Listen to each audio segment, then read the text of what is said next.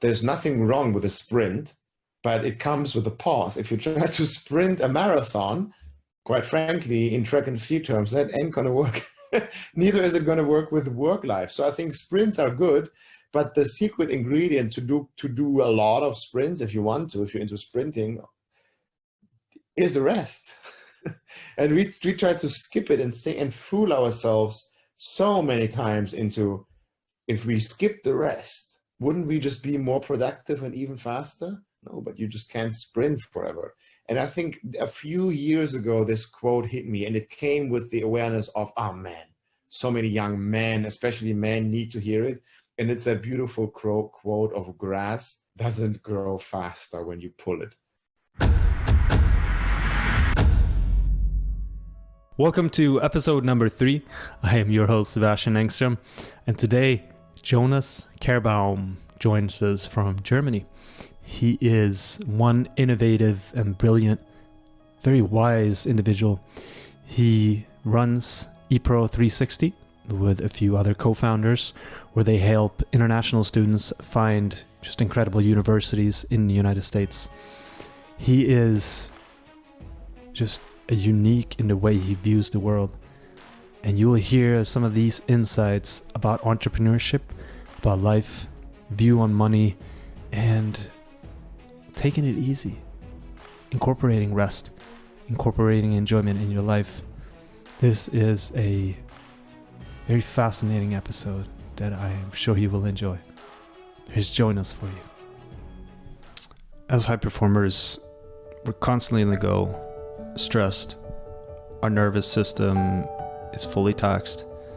So this is an exercise to deeply connect within yourself. Send yourself love, forgiveness, to send someone else love. You can fast forward 3 minutes and 30 seconds if you want to skip this. We're going to start with a breathing exercise, putting one hand on your heart, on your belly, and you're going to close your eyes. Don't do this if you're driving. You're going to breathe in for 10 times. First 5, you're going to breathe in 3 seconds in, 3 out. And as you do this, you're going to say quietly, I love you, in your name. And then you're going to say, I forgive you, in your name, the last 5. And you're going to send one person love and light. We're going to start in 3, 2, 1. In, and I love you, in your name. Out.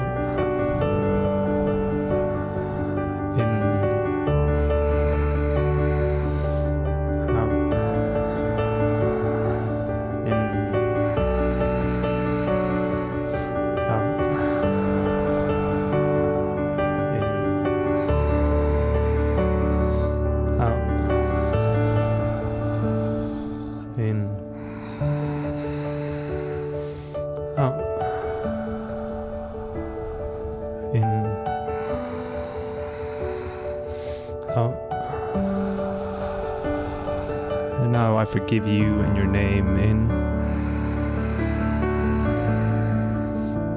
out, in, out,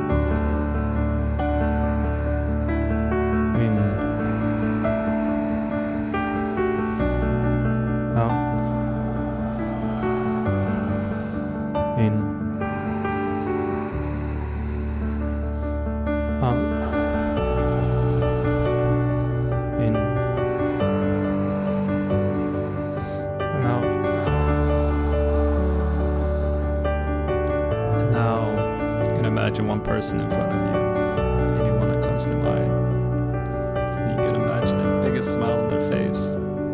They are beaming of light, and they're so filled with love because they're having the most amazing day of their life. Everything they've ever wanted is coming their way. Beauty, bliss, people, events, things. They're just gravitating towards them. They're sharing their gifts with this world. And they're laughing because they're having the time of their life. They love themselves deeply and everyone else around them. They've forgiven themselves deeply and everyone else around them. And so have you. Together, doing this. One love, one soul, one heart, one light. Freaking amazing to have you here, Jonas. Welcome to the show. Thanks for having me, Sebastian. Yeah. Last time we spoke was during the beginning of COVID, and you have a very intriguing business. So maybe you can share what it was like back in March, April, and maybe take us to where you're at today. And maybe you even want to dive deeper into who are you, Jonas, and what is your life purpose? Diving deeper right away. Yeah, I can actually go chronologically in how you asked me because when I would explain you what I do in what happened in March and April, it reveals a lot of my story. So we send people from around the world to get an education in the United States. And I'm all gonna add my story to that later. But obviously in March 2020, I was freaking scared that the business we've been building with my team over the last 6 years is just gonna die out, run out of water, run out of food, because the market would collapse, because there were no, like the United States, there was Black Lives Matters came, Corona, obviously the United States took a massive hit there. And then May came around and it was a record month in terms of revenue since we started the business. And I think, yeah, it's going to be interesting where this conversation takes us, but where I stand now is I'm pretty at ease because we had another record month in July, and I can tell you later why it happened. But in the end, it's been my professional focus for the last 6 years to give back. I lived in the United States myself. As a matter of fact, that's where we met as freshmen in Missouri, St. Charles, Missouri in 2010, I think. And, it's been a ride for me since, that I was able to learn and grow so much, obviously academically, but then also culturally, intellectually, personally, professionally. And I had a very normal background, like absolute average high school student. And then after grade, I was stuttering even back in high school. So I was even a little below average as supposed, like if you compare it to the skill sets you have when you graduate high school. I couldn't even talk probably if you want. But yeah, after university in the United States, I got a job in Switzerland, and then the #1 graduate of Oxford University was sitting right next to me. So I was like, wow, like what happened that somebody who was just average finally gets into a surrounding with elite people, and then it struck me, if I can do it, then other people can too. And since then, I've been devoting my professional life to give back and help other people from around the world to get an education. And I think I'm more like an advocate for international education, and my story has been evolving around the US, which is why we made that our focus. But I think in general, my deepest passion, if you want to go deep, and lies in helping is to give people back to themselves. And I think giving one essential ingredient to give people back to themselves is for them to once step out of everything that they consider normal, their culture, their parents, their circle of friends, their teachers, sports colleagues, everything you grow up with, so you can then step out and take a look outside. Hey, what's me? Like, who is me versus what's German cultural baggage I may be carrying with me. And maybe you've had a similar journey, being from Sweden and now living in the States. And I think it's that journey to go within that we all need to take, I believe. And it's beautifully combined with the physical journey to go outside. So now with your business, Epro 360, that you co-founded, it's a deeper journey that is taking you to that place. And really what I admire you for, and why when I had my deeper, really soul awakening earlier this year to really step into this path, was like, wow, I got to call Jonas. And why that happened is because of partly your story with SAP and the incredible position that you had there, but also semester at sea. But I think that's worth bringing up. But even going deeper than that, you're an incredible runner. Like, you are damn fast. And that is how we connected originally. Right. Partly was on the track and field team. And, you're right. Thanks for bringing that up. Yeah. I mean, I think that is your foundation. Like, how did that all come about? And, Fun, yeah. and even if you go deeper, like, how did running come about? Why did that become a passion? But if you want to even trace it back, like, why are you who you are? Like, who are your parents? Like, what really shaped nice. You? Because this is really going into the identity, like the nitty, like that the molecules of, like, why are you a high performer? But also taking it to the next level, why are you a conscious high performer? Like, what has led you here, and why did you take a different path than just having the money to fame and the corporate career path at SAP? Wow.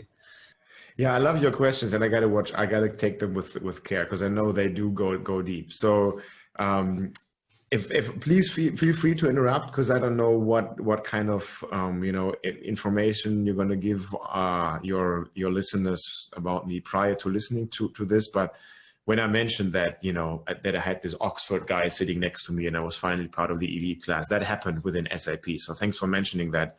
That was the employer I had before I became an employer myself, if you will. But yeah, so I think you're right. You're damn right, Sebastian, that track and field is not only the secret ingredient that connected us, but probably that helped, that there was the springboard for me to go abroad and study my more international life, if you will. Because frankly, running was the only thing I was really good at back then. As I said, I was a mediocre high school student. I had this stutter. So that led to me not getting a lot of success with girls. The normal challenges that revolve around high school when it comes to being cool, and it just all became a little bit harder for me because of I don't know if it came from nervousness, but in any way, that stuttering was definitely a big blockage for me. And the big release I found to kind of balance it out has always been track and field. So I guess I've been blessed with maybe faster genetics, or just it was just something that I could finally get my mind to turn off.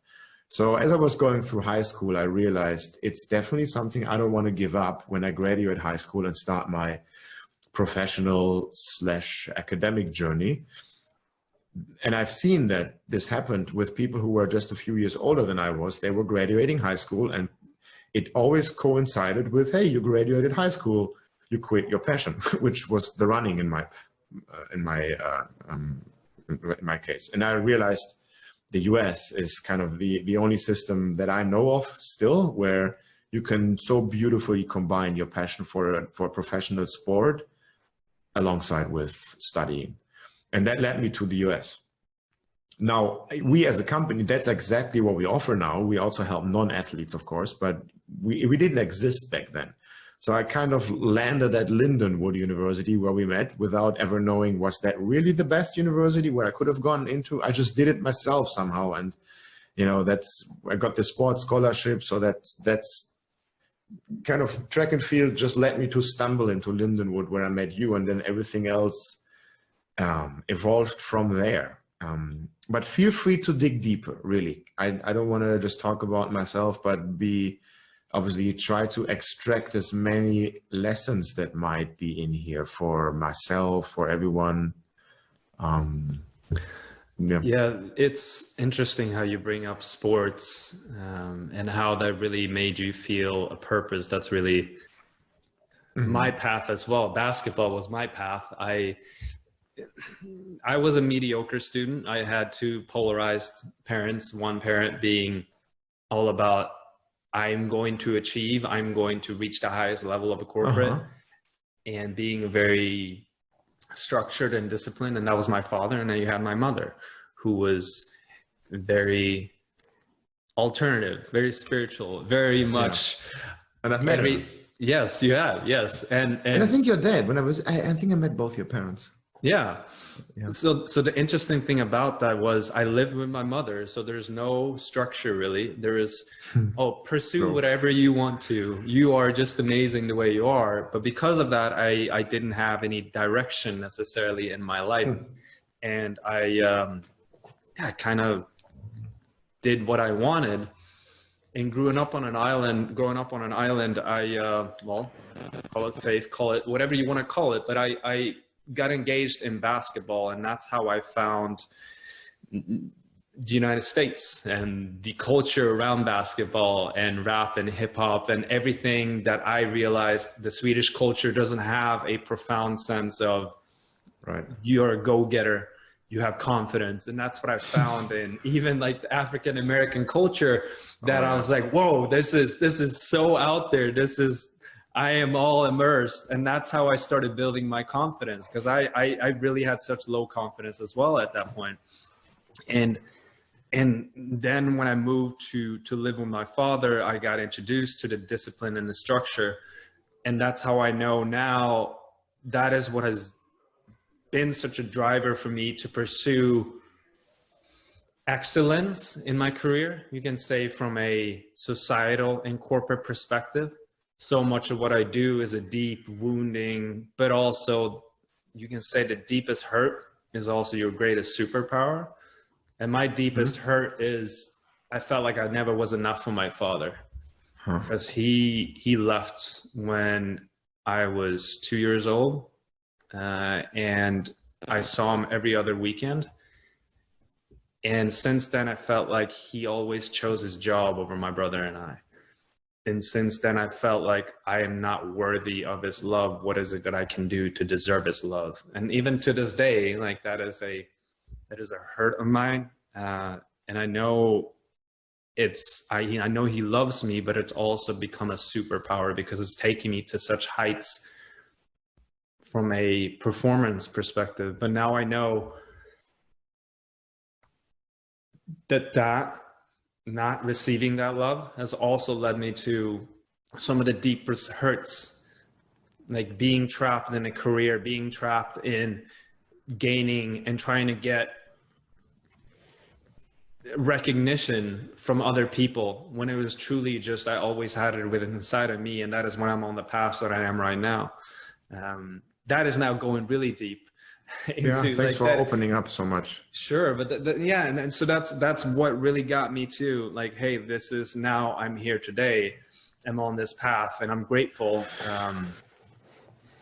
for it. Have you done any introspection like that, like thought about like what is it really that got me to? It's not just a regular person that goes to the Right. United States and then goes to semester at sea, which is, maybe you weave that in too, and now start your own company. Like what do you think that what got you here?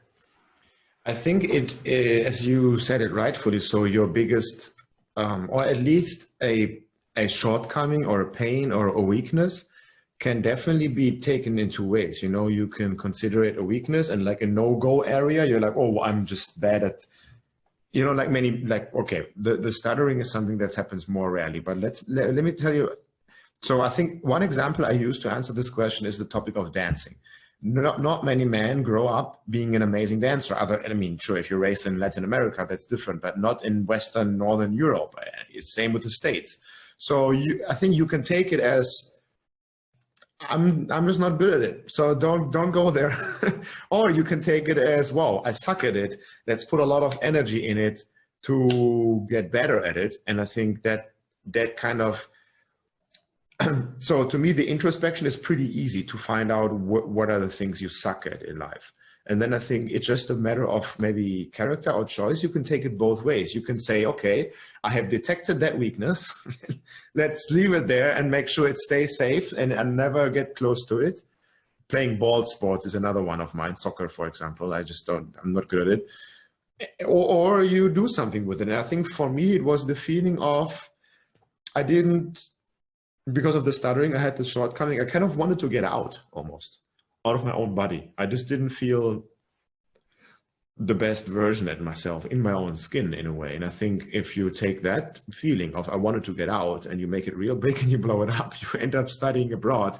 And then while you're studying abroad, you study abroad again, you do like an abroad inception, which is the semester at sea program that maybe American listeners know of. It's this revamped cruise ship that's not even, well, it is still a cruise ship, but it's kind of a floating campus with a computer lab and equipped with classrooms and lecture halls and bunch of fun students and amazing professors. And you go to it, you circumnavigate the globe and you end up in a different country every week.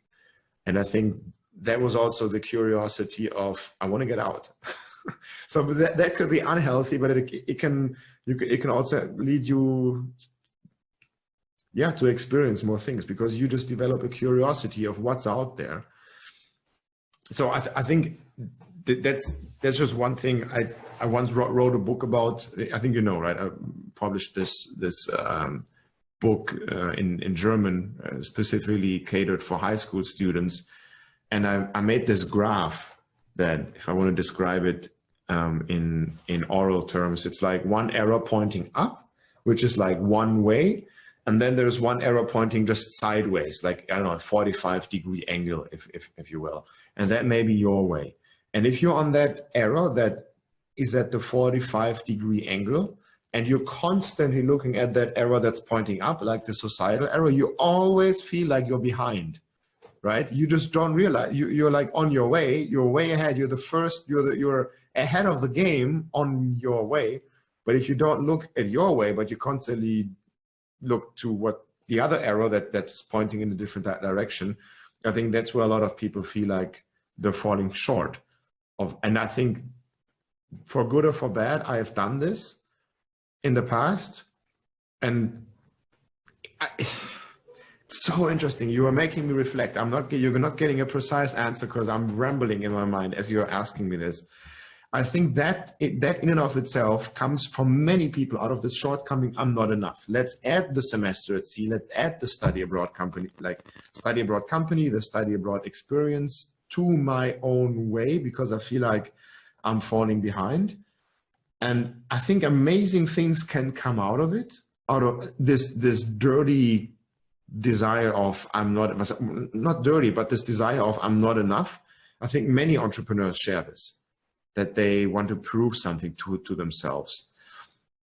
And I'm just thinking to myself right now that it can be either healthy to propel you forward, or it can be unhealthy for you, for yourself, for your soul, if you get sucked into it and you get so consumed by the idea that I'm never going to be enough.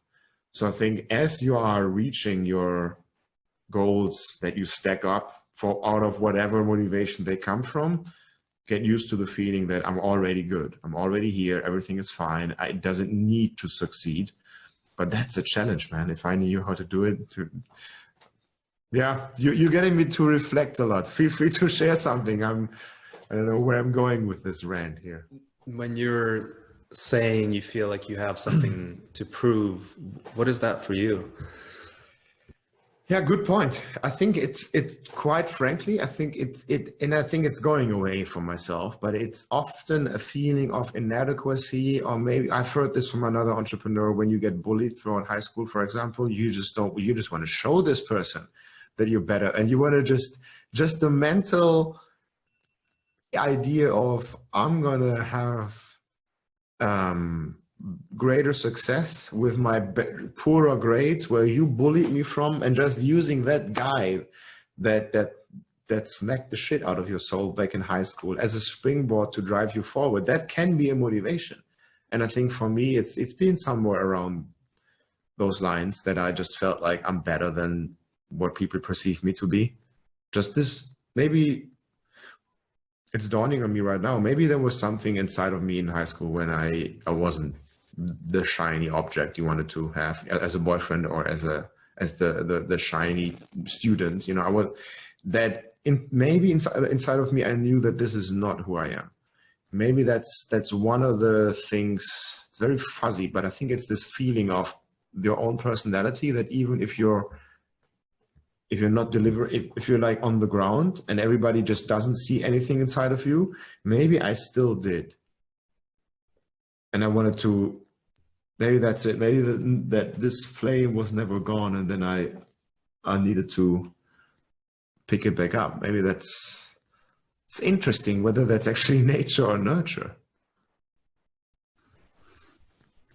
How is this flame presenting itself now in your life? Do you feel like that is the flame that is ever present?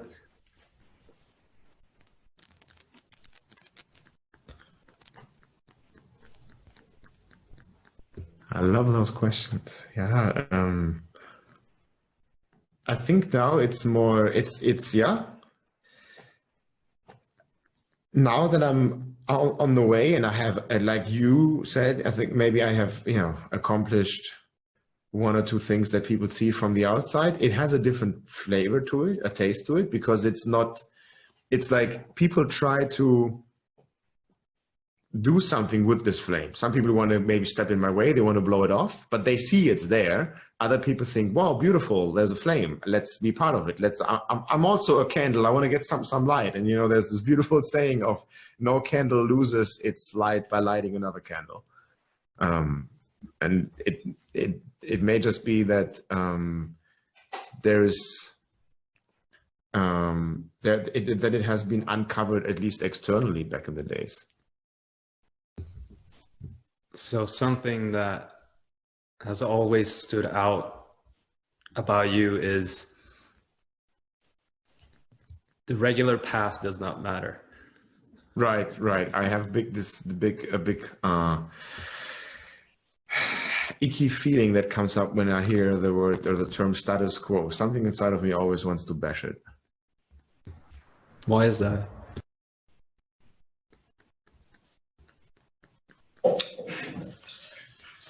Why is that? Wow, yeah, if I knew. I know it's there.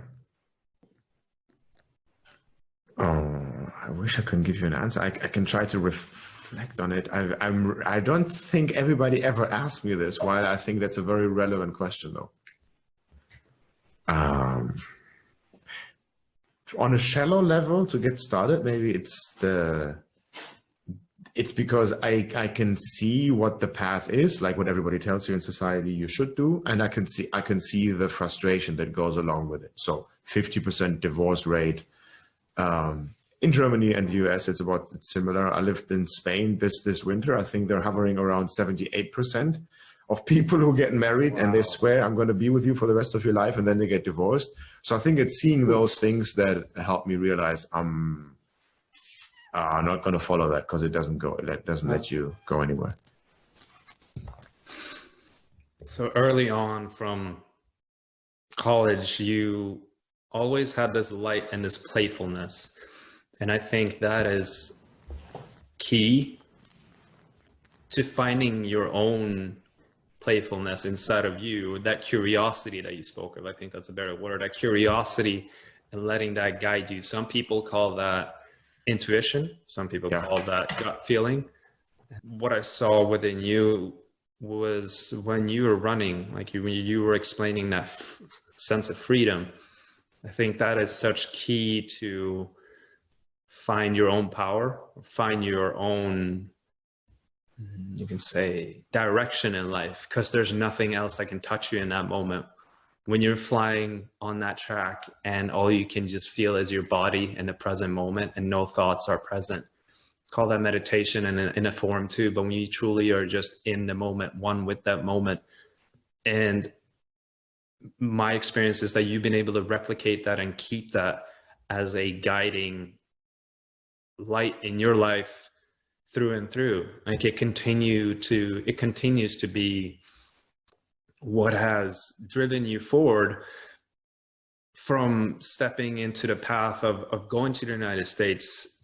Being from Germany is not necessarily common, but then semester at sea and diving deeper into Vishen Lakhiani's work and everything he is doing, to going into and having a job that honestly I would have loved to have had and taking that job and saying, no, this is not for me. I think that takes such inner wisdom, such knowing of yourself and what is true to you, to just leave that on a shelf and say, no, I'm going to pursue something on my own, and then continue to do this. Now 6 years strong, you're still on that path. And when you're saying, and that's why I asked you about the flame, that you're reflecting on that, it ebbs and flows for everyone. You were saying, sometimes I work more, sometimes I work less. And that's been my experience talking to other entrepreneurs. And that's why I'm so curious to know. I've done my own reflection on this. What is it that drives me? And really what it comes back to for me a lot of times is, yeah, how do I give back? But also, how do I follow my curiosity? And once I start following my curiosity, my intuition, that is when just things start aligning.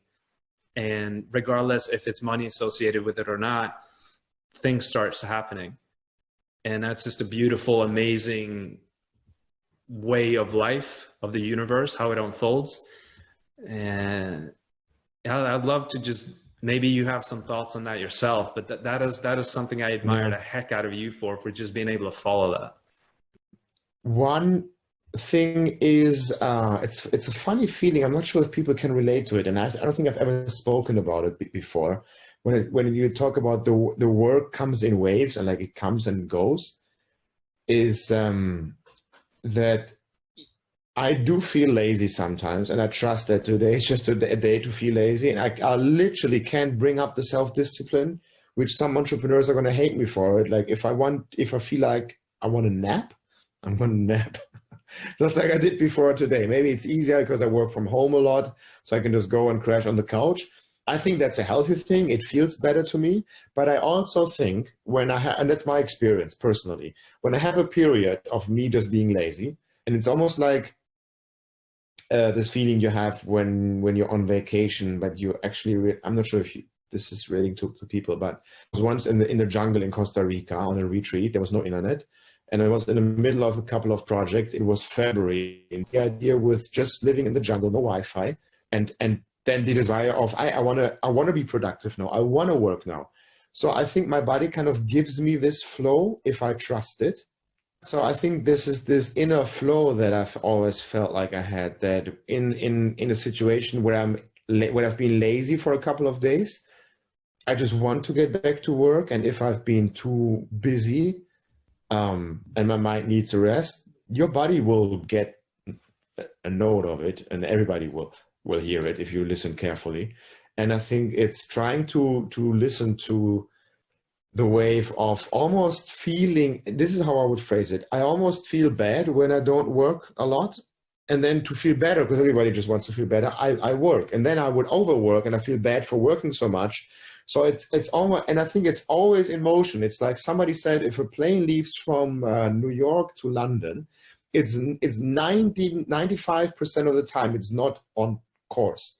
It's just redirecting a little bit to the left, a little bit to the right, a little bit to the left, and it's constantly just going in waves, if you will. I'm not a pilot, but I get the idea that you're never fully on track, but you're just off track, and then you want to fine tune again. And I think that's a very organic approach that our industry, our humanity, society doesn't maybe like to think of those in these terms. It's a very linear way of thinking, but I think in that that's just not how it works. Like if you look how a tree grows, there's spring and there's fall.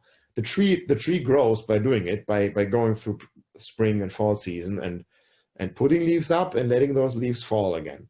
But in the end, if the goal of the tree is to grow, I'm not sure if a tree would think that, it's very useful for the tree to do that instead of just going through spring season and spring and more spring. Oh, you have to have the fall. And I think that's the rhythm that keeps a lot of stress away from me, at least, to just trust that I'm going to start feeling bad when I don't work, and vice versa. You're tapping into something that I've been reflecting upon as of late, and I think this is fascinating. And it's also a gripe of corporate and the industrialization of corporate world. And I heard this the other day, how that's really what shaped our society, and especially Germany. Germany is amazing at this structure and this discipline, and it's supposed to be done in a very specific, neat way in this box that has incredible dimensions of the highest quality and preciseness. And what is fascinating about industrialization, that's when we realized how to mass produce and how to get volume up. And that's really when money was introduced to a new level. But with that, the society became something it has never become before. Consumerism started rising at that point too, and that started to create a completely different world. And since then, when so many people were employed in factories, it made sense. It made logical sense that, hey, you're here from 9 to 5, you take a break at this time and at this time, and your life was pretty much a box. And so many people did it for so many years, but we're not boxes. Like, we're not robots. And the more we try to force ourselves into being robots, the more miserable we're going to feel and be. And what you're explaining right now with the tree, I think that's a beautiful analogy. And I found that for myself too, is when I stop listening to how I feel, which I've done so many different times, and is something that I've seen modeled from so many high performers out there, is when you just go and follow that structure that you're supposed to, you work the hardest that you have ever worked. And that's what I saw, and that's what I thought was fascinating. I think that is the beauty behind high performance, that when you take it to a degree that no one else has taken it, you have nothing left, like you're almost collapsing. And then you recover, and the satisfaction that's in there, I think it's incredible, because you're pushing yourself to a degree that you never pushed yourself. But once you started making that a repeatable occurrence in your life, your body will start giving you and showing you, this is not cool. Like, what are you doing? I think you need to stop. You just planting this analogy in my mind, talking about track and field. There's nothing wrong with a sprint, but it comes with a pause. If you try to sprint a marathon, quite frankly, in track and field terms, that ain't going to work.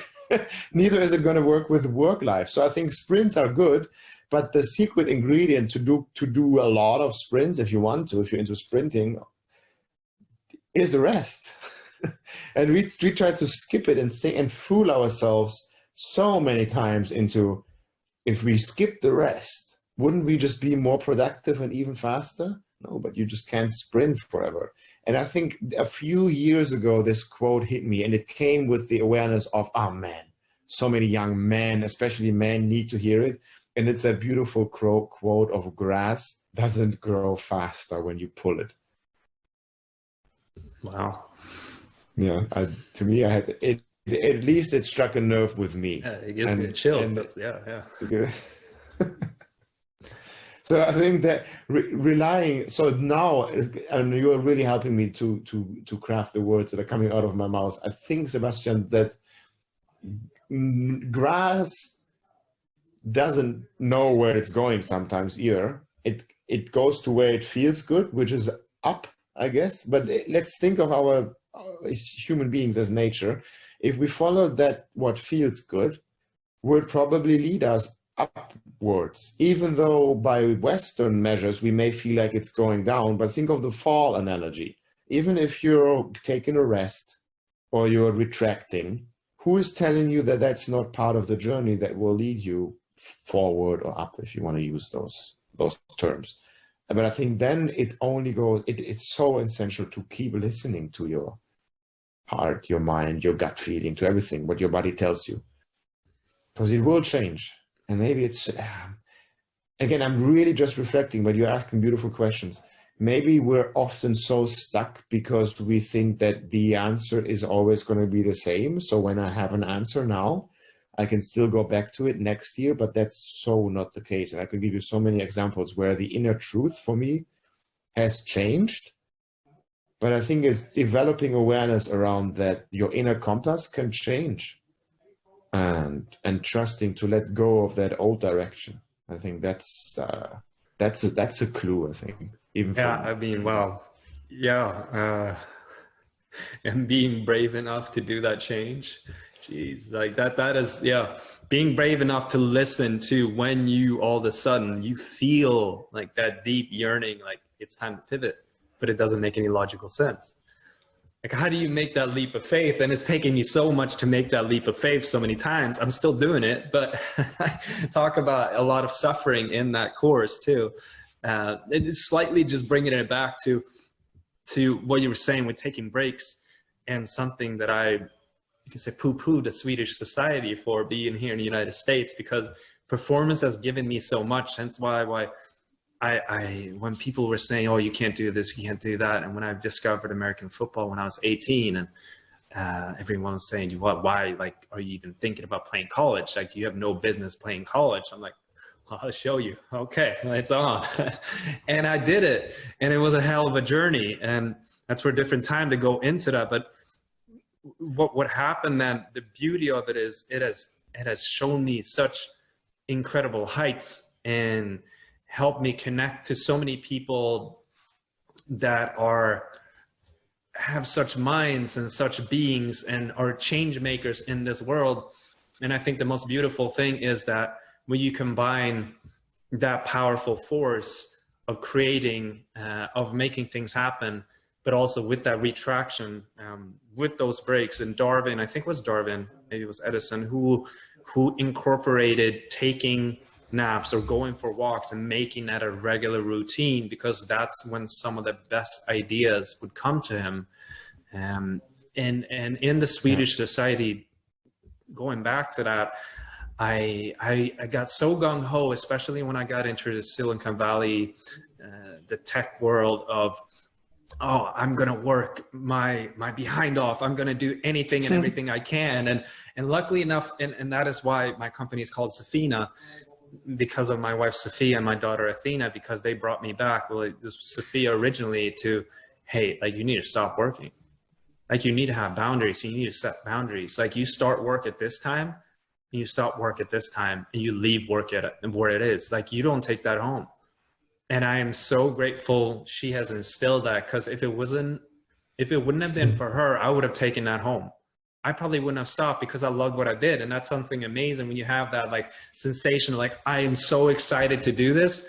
But I know now, reflecting back on it, it was a lot of ego and a lot of just proving, especially to everything from peers to my father, that, hey, I'm good enough. But also saying, oh, I can climb these heights so quickly.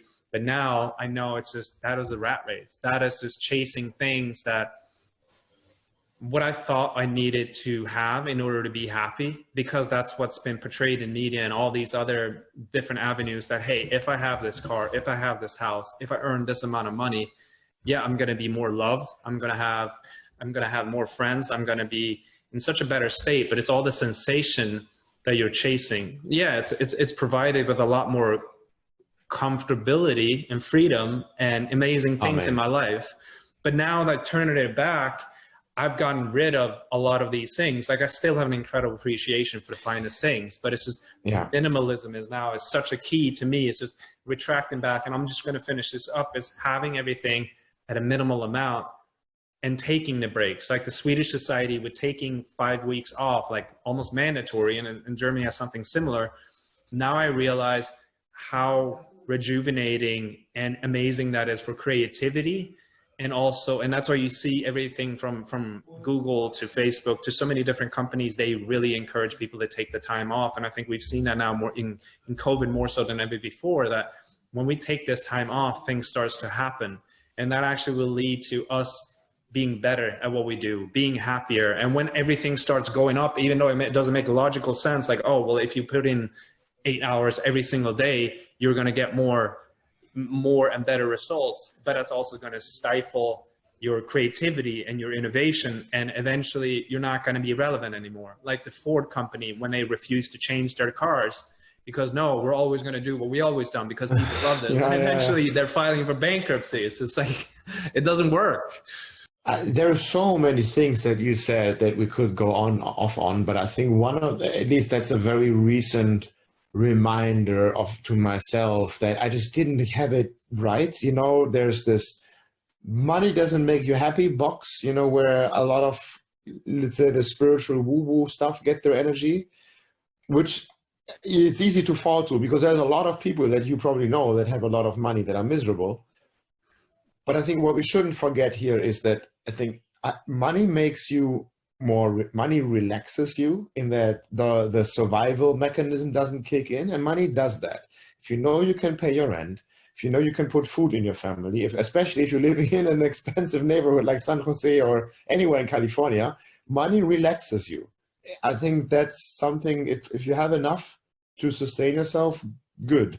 But then there's so many other ingredients to happiness that probably money can get you. But if you take that ground level away from you, I mean, but there's probably not a lot of people who can say that they're happy and content living in Western society while not knowing when to eat, what to eat, and how to pay rent.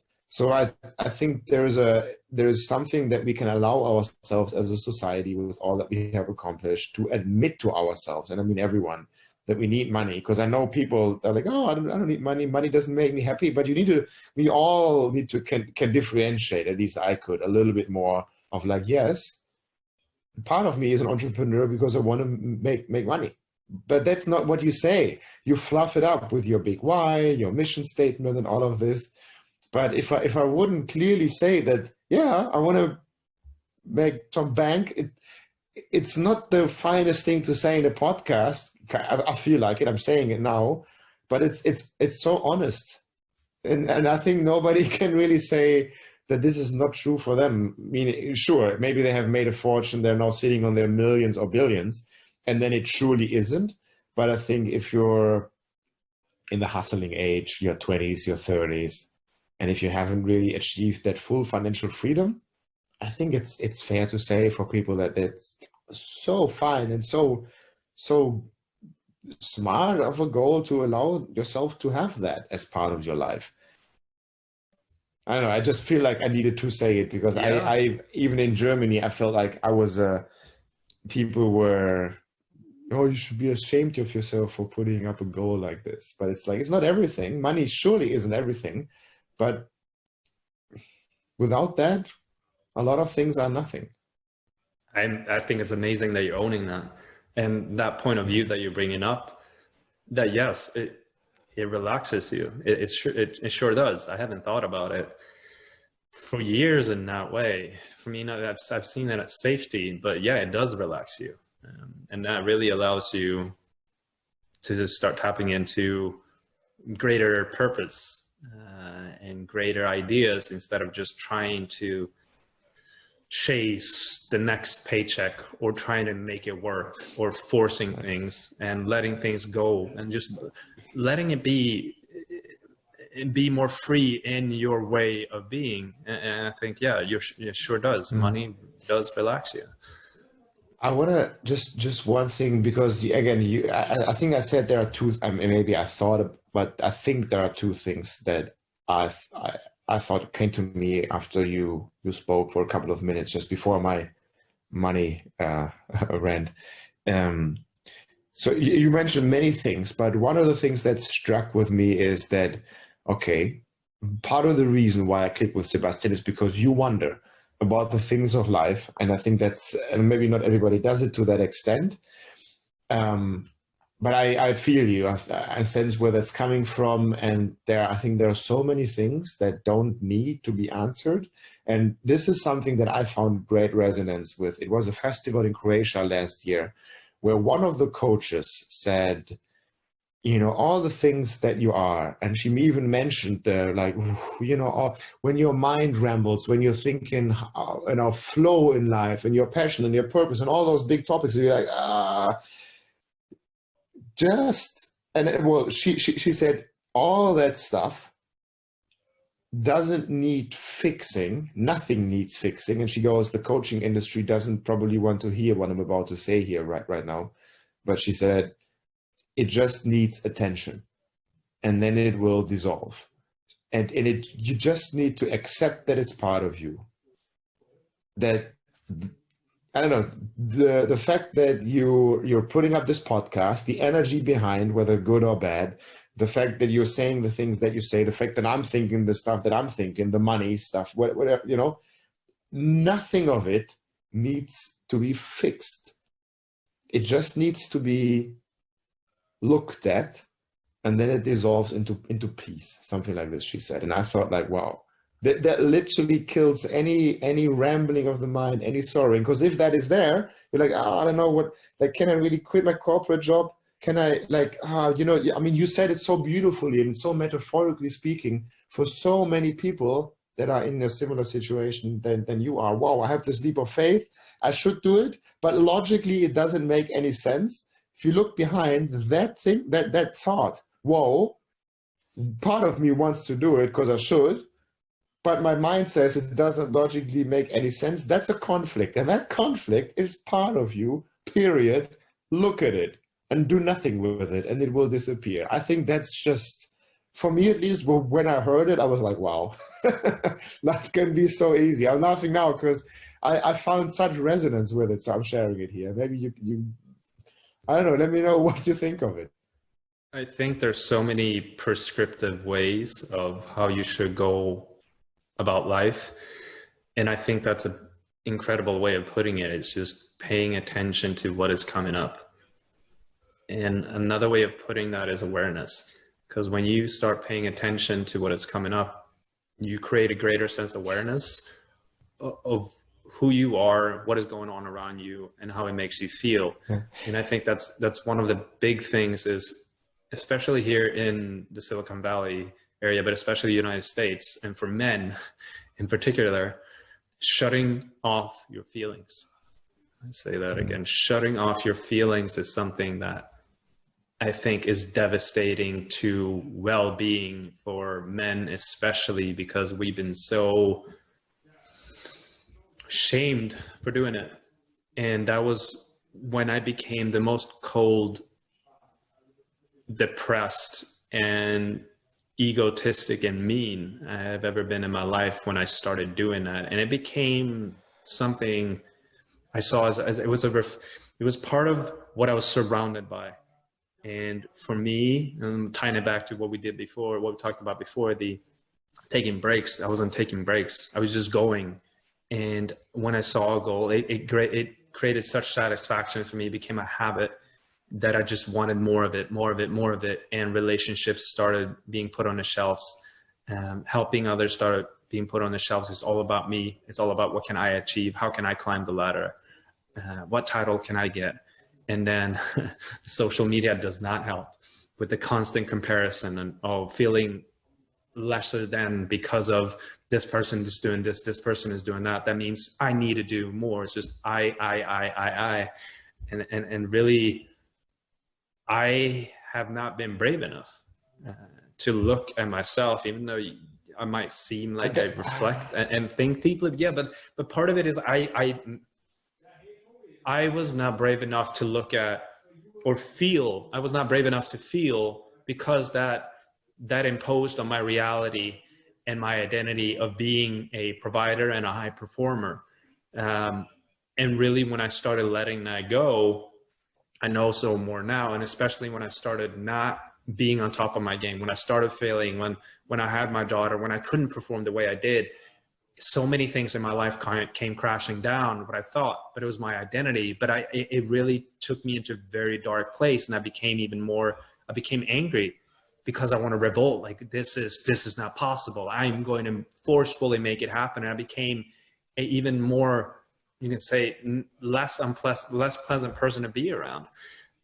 And now looking back at it, I wasn't truly letting it come up, what needed it or what came up, and showing it attention and being with it and sitting with it and just taking that time to understand, like, why is this coming up?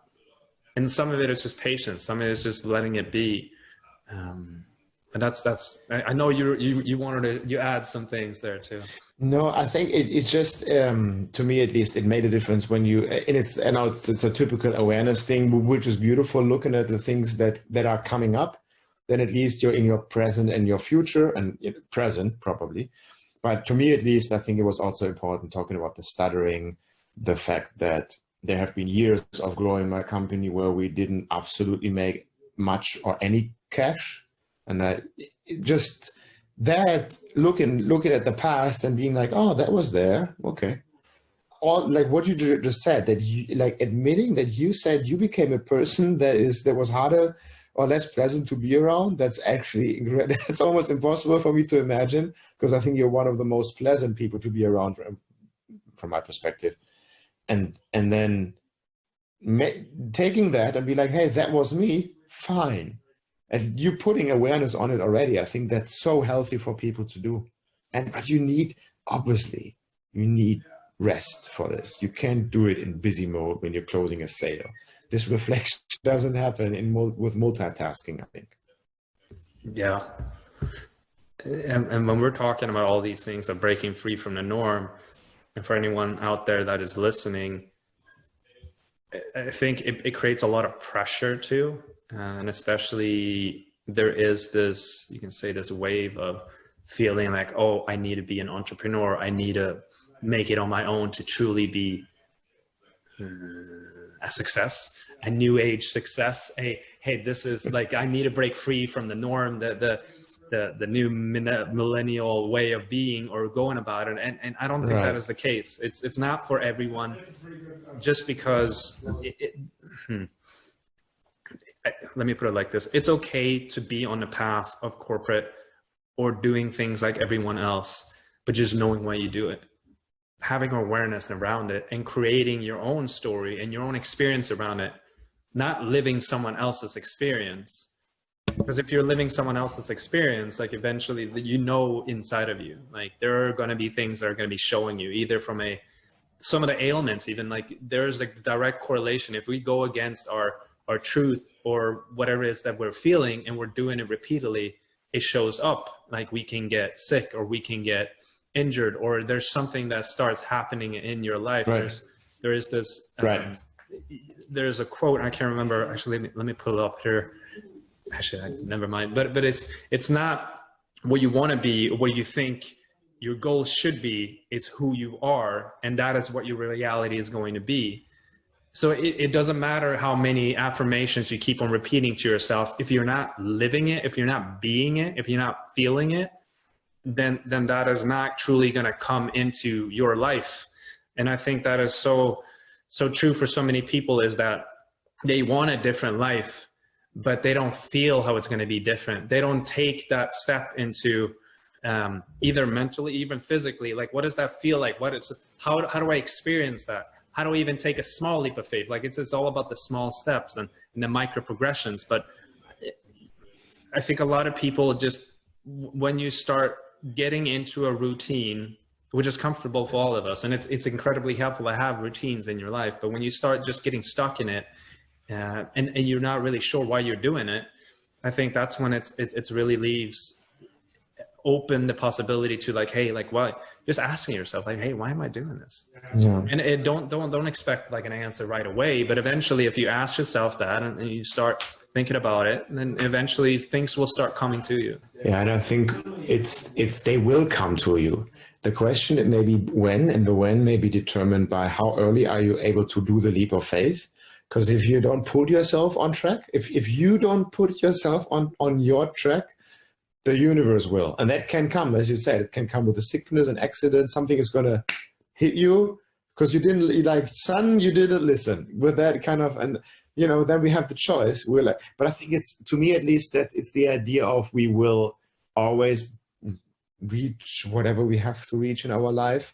And either we do it actively by listening to our gut, or somebody is going to pinch you, and that may be a little bit more painful.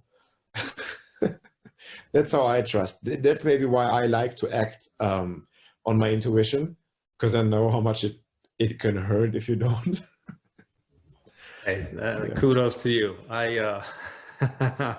You could say the ego is strong, the mind is strong, and not for the better for me. Well, sometimes it's a balance. But when I start, yeah, the more I let go, the more I trust, the better things go. But the more I start forcing things, because that is what it should be. That is what I want. That's what I want. And just keep charging at it like I think as an athlete, that's what part of the DNA that kind of is instilled, that, okay, I'm going to push through whatever I feel. because it leads to results. And I think that's amazing at times, but when that becomes ingrained, when you don't listen to things that do come up, because it's easy to make that, I think, and that's where I'm at right now. How do I differentiate between not blindly listening to my feelings, or my intuition, you should say, because sometimes it's disguised in feelings, and feelings are not always the best guide. They can be, that you listen to how you're feeling, but if you're constantly going after that, you're going to be just a lazy person, because this is human nature, that we're trying to avoid any type of pain, because it's all about the survival mechanism of just of being and doing nothing to inflict as little risk as possible in your life, because it increases your survival chances, just going back in psychology. And biology. Yeah, and I think it's almost like a feeling in a way is a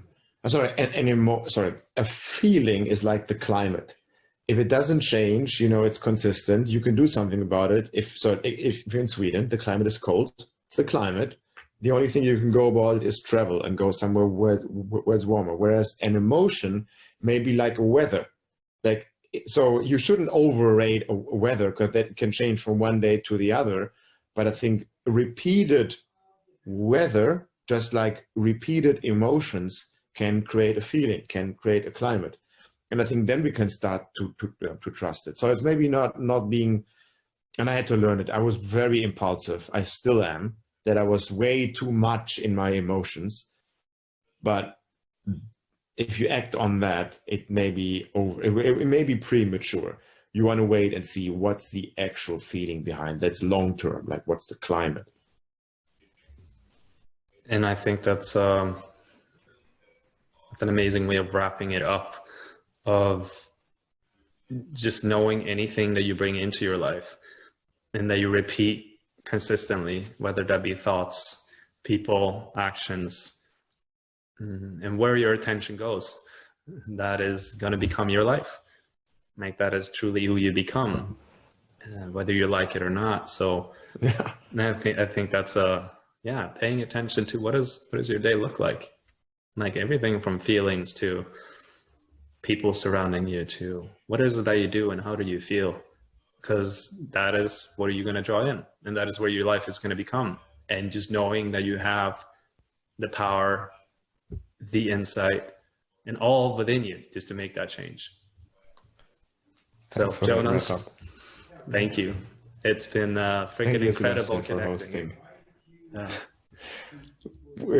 I wish you we can reconnect, but most of all, I wish you for the connections you're seeking here to go as deep as you want, to become better than what you envisioned for this podcast, because I think the questions you're asking, I don't know who else you're bringing on, is going to be of tremendous value for anyone. That's the thing, maybe not for everyone listening, but if there's one person listening and you're changing their life with one idea that you say, one question that you ask, one question that I think it's amazing what you're doing here. So I wish you just the best of success. That's what I wanted to say. Thank you, Jonas. You've been a big part of the inspiration of it. So getting off this call with Jonas made me just think that anything is possible. That it's just what you manifest, what you imagine, and you just put it into action. He makes me reflect upon things and really take action on what matters. Stop lying to myself and think that, well, just because what everyone else is doing, that doesn't matter. What matters is my truth. So thank you for tuning in with me and Jonas today. If you want to connect with Jonas, Epro 360, all the links are in the show notes. And until next time, I'm sending you so much love.